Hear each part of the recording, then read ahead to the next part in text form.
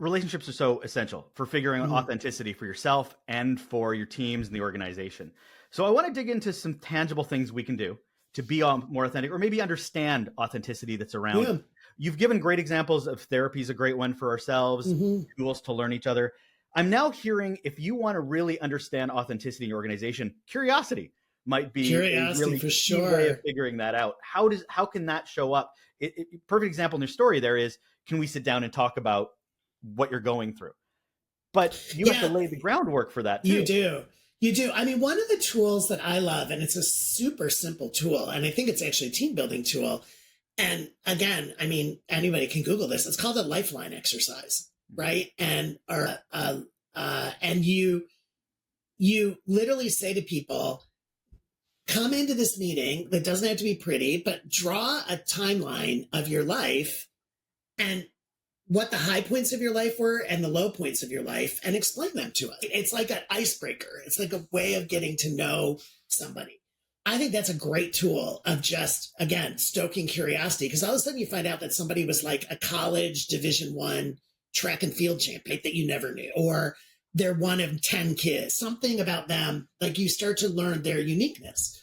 I think another great one is to start meetings, to take like meeting management 101. When you pull a group of people together, have an agenda, have a set that's published ahead of time, have a set of expectations so they know what meeting they're coming to, and then literally put on the agenda warm up or icebreaker. And there's so many different ones. You can Google what are 10 great icebreakers, right? Tell me something, go around the room, tell me something about yourself that no one else knows, or something that would really surprise you. And again, someone says, I'm one of 10 children, or, I was actually born in Japan, like my dad was in the military.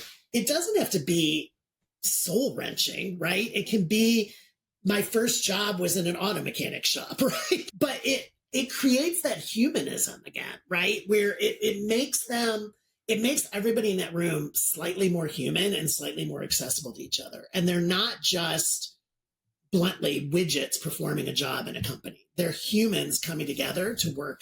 And particularly in creative organizations, which I was always running, I think it was really, really important to have those human connections. And I think it says the power of communication as well, because I've been with teams and I'm like, I don't really know your motivations. I don't really know where you're coming from. I don't know what your values are. Do they align with the organization's? Should they? So people will take the information you're describing and keep it to themselves and go, Completely. good, I know me better. Fantastic. Right. But in exercises like that, it's, but now everybody in the room knows you better. You can be authentic because you're communicating, and we're doing this vulnerably out loud. You get it. Yeah. Which helps. I love that you so understand this. Yeah. Like you and I would be great together, working together, because you so get it. No. And there's all these hints I give, and I do a lot of this in coaching too. I mean, I'm not consulting, but in coaching, have different people run meeting, make them be in charge of the meeting. Like you don't always have to run the meeting. And by putting other people in charge of the meetings are different because different managers communicate differently. But it's a really good exercise for someone to plan a team meeting or plan a business update meeting.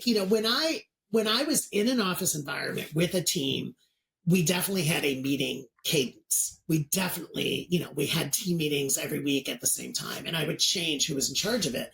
And there's all these other hints too. Like we did meeting-free Fridays. Fridays were not days where you did any scheduled meeting, because Friday became a very good catch-up day for you to work on your work. But also what you started to see happening is people kind of walking around the office and just doing those casual hallway conversations or meeting up at the coffee thing. I mean, one of the best investments I made at Fox, this can sound so stupid, I put in a commercial grade Nespresso machine, right? Like it was an expense, right? Because it was like those Nespresso pod things. Why did I do that? Okay, I'm a capitalist. Number one, my people were running out to Starbucks every 2 hours and be gone, right? By me providing them free Nespresso, and I had to justify this to everybody, finance and everybody else, doesn't mean they still didn't go to Starbucks. Of course they did, because it was Starbucks, but they maybe one time a day they'd go into that Nespresso machine. Every time I walked into where that Nespresso machine was, I put one on one side of the building and one on the other. There was 2 or 3 people talking while they were making their Nespressos. And they might have been, one was from graphic design, one was from finance, and one was from HR. It doesn't mean one team got up and went and made coffees together. You know what I'm saying? And I think that those spontaneous, natural, again, human conversations were huge for building the culture.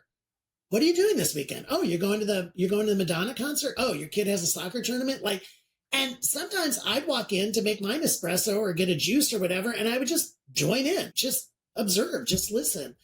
We're humans. That's, again, the humanness of it. It was the best investment I ever made. And by the way, they bitched at me. Like, oh my God, the rent on the machine, blah, blah, blah. I'm like, fine, take it out of my travel budget. I don't care. Like, to me, that was an investment. I think it's key to understand that the more comfortable people are, the more they understand each other as human beings and not a means to an end or what you can and can't do for me, the more comfortable they'll feel to share that authentic information about themselves, their background, who they are. Not a lot of people are comfortable with that. We've talked about diversity, and there's a lot of people going, I don't care about you. I come here for work. I'm about me. Yeah. But to be a leader, I'm sorry, you're going to have to get out of that. So going back to, you've mentioned coaching. How do you coach authenticity? How do you coach that in people? Well, I mean, it's funny. I mean, I feel like this podcast I'm going to use as advertising for coaching, because all these questions you ask me, I mean, all of my coaching engagements, first off, before I start a coaching engagement with somebody, we have at least 2 quote free sessions where we get to know each other and make sure that the goals are very clear about why this person's engaging a coach and that I'm the right kind of coach for them.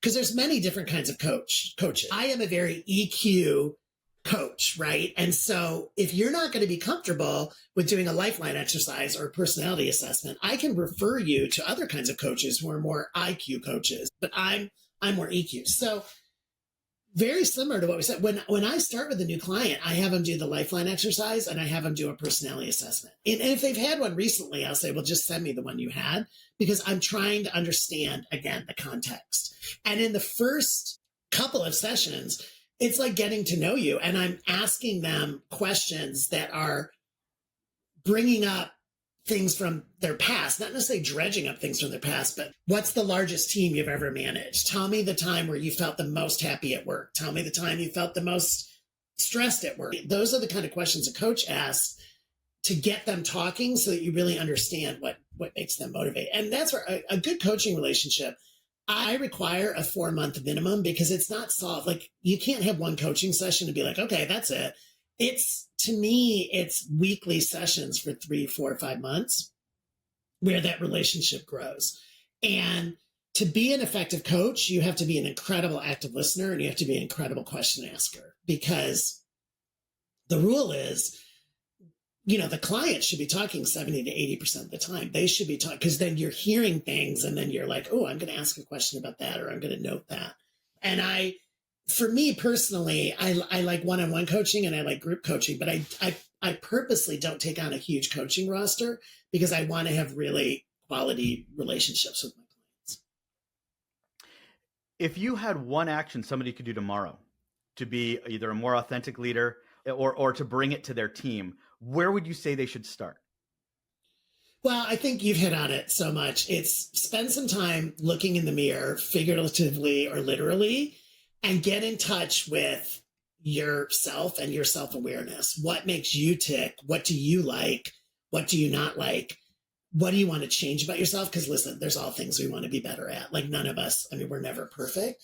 I think it's doing that self-awareness of, and however you get there, right? For some people, it might be by reading a book or some magazine articles or, some online articles, or it may be, again, seeing a therapist or whatever. I think if you really want to do it, like, you have to be completely self-aware.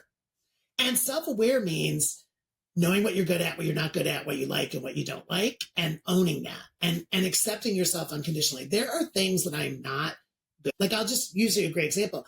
I'm good at interpreting numbers. I hate doing numbers. For me to be an effective leader, I need a strong CFO.